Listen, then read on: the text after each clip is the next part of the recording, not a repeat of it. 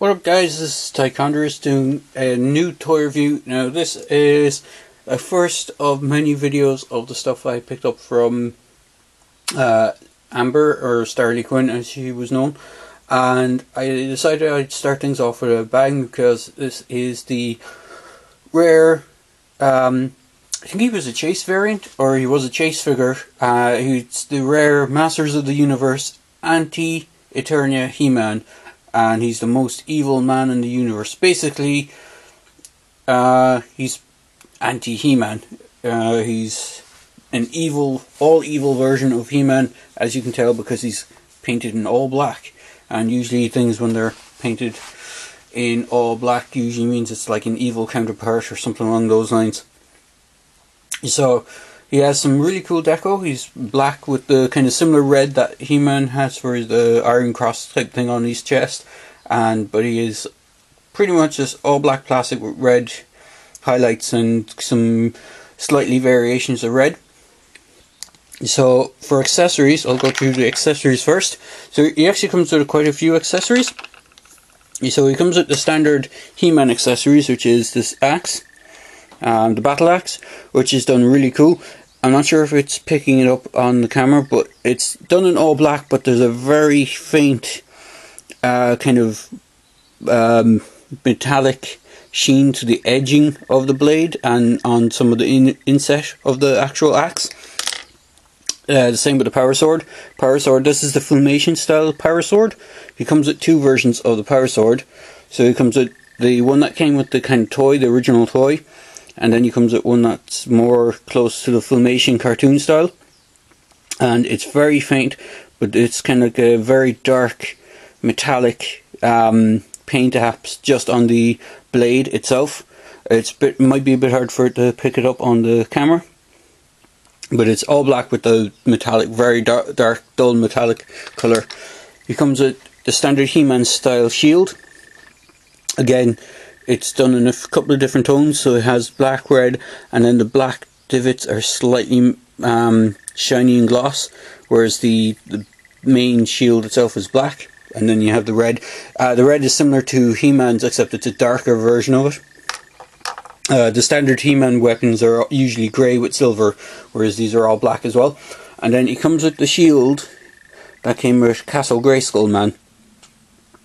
And again, it's done all black. The original Castle Grayskull Man one was green with kind of, I think it was bronze or gold. And this one is all black with the skull done in the dark maroon red. So, pretty cool. And then onto the figure itself. The figure itself is basically a reuse or retool, or not even a retool, just a repaint, a reuse and reissue of the standard Masters of the Universe He-Man figure. There's not much you can say about the figure. It looks exactly like He-Man, except all black with a gloss black armor piece with the dark red. He has the furry loincloth. He has two tones of red on his belt. He has like a very dark maroon, and then a slightly dark red as well. His hair is done. It's really nicely done actually. It's like a red with a black wash going through it. He does have the spot for holding his sword. You can put either the classic toy version or the classic Filmation version sword into the back.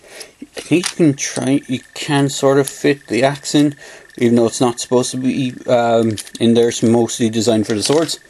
And then for the shields, they have clips on the inside, so they just clip around his wrist. Sorry. So he clips onto the left wrist. The way he comes packaged in the box is, because he's anti-He-Man, he's supposed to be like a reverse of He-Man, so he's holding his power sword in his left hand instead of the right hand. So you can't actually clip the standard He-Man shield onto his right hand instead of his left, but unfortunately the actual Castle Grayskull Man's shield is still only designed to fit on the left shoulder or the left wrist. It doesn't. If they had re-engineered so that the clippers on that side, it would fit a bit better. You can sort of put it on it, but it doesn't look right because the the way it's designed is that you clip over the shield buckle, or the wrist gauntlet, and just get on it. So it makes it look a little bit better. Whereas if it was on this side, it's a bit harder to do, but it doesn't look like it's sitting right on the hand. It can be done, but it's mostly designed to fit the left hand. So, articulation.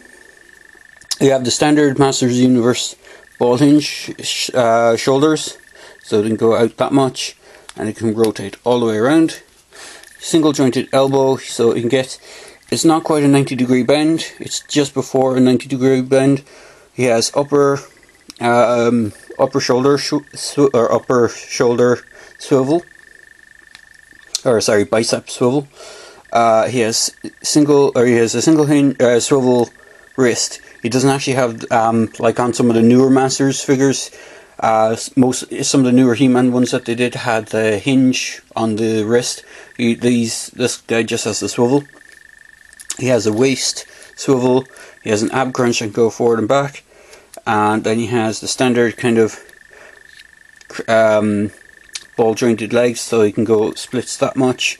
He can go forward and back. His forward is a little bit hindered by his the furry loincloth. It's quite a solid piece compared to some of the previous He-Man. Some of them, they gave him kind of a slightly more rubbery one, but this one is a bit more tighter than some of the other ones, so you can only go forward and back that much.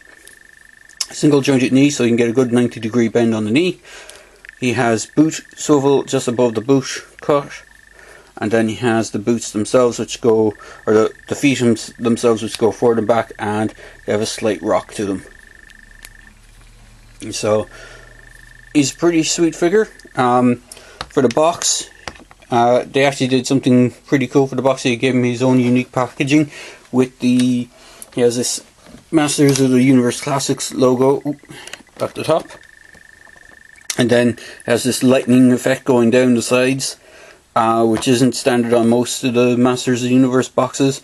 Then everything is done in a dark red crimson kind of paint deco, which is different to the standard Masters of the Universe boxes, which usually have the green Castle Grayskull style packaging. Some bird just decided to attack the roof. And then on the back of the box, this guy was released around the time when they stopped doing the bios for the characters, which is a shame because they were pretty cool with doing the bios. Now you have the Matty collector site on the corner here, which doesn't work anymore. As far as I know, it just links you to the Mattel store now instead. Matty Collector is where you used to be able to get the Masters of the Universe figures, but it's now Super 7 have taken over, so it's the Super 7 crowd who are doing them from now on. So other figures in the wave, most of these are figures that have already been released, but you can see there's Standard He-Man, which is the most powerful man in the universe, Man-at-Arms, Battle-Cat, Orko, Skeletor, and then Anti He-Man as well. And just has collect them all, and then at the bottom it just has the safety information and the Mattel logo and consumer information hotline and all that kind of stuff. But it's quite nice packaging. I generally don't tend to keep the Masters of the Universe packaging. If there's bio cards on them, I'll keep the card backs, but not the packaging themselves. But for this one, I think I'll make an exception because they did such a cool job on the packaging. And it's a really cool figure. So there you go, guys. As I said, I got this figure from my friend, the late Starley Quinn, and I really appreciate that she went to trouble to track this down for me. It's just a shame that she's no longer with us to see this review, and I kind of wish I could, show her the review. So there you go, guys. Hopefully, where she is, she's looking down on us and able to see this. So there you go, guys. I hope you enjoyed the review. As I said in my videos before, click like on the video if you liked it. Feel free to subscribe to my channel and feel free to leave a comment in the comment section below. Cheers, guys.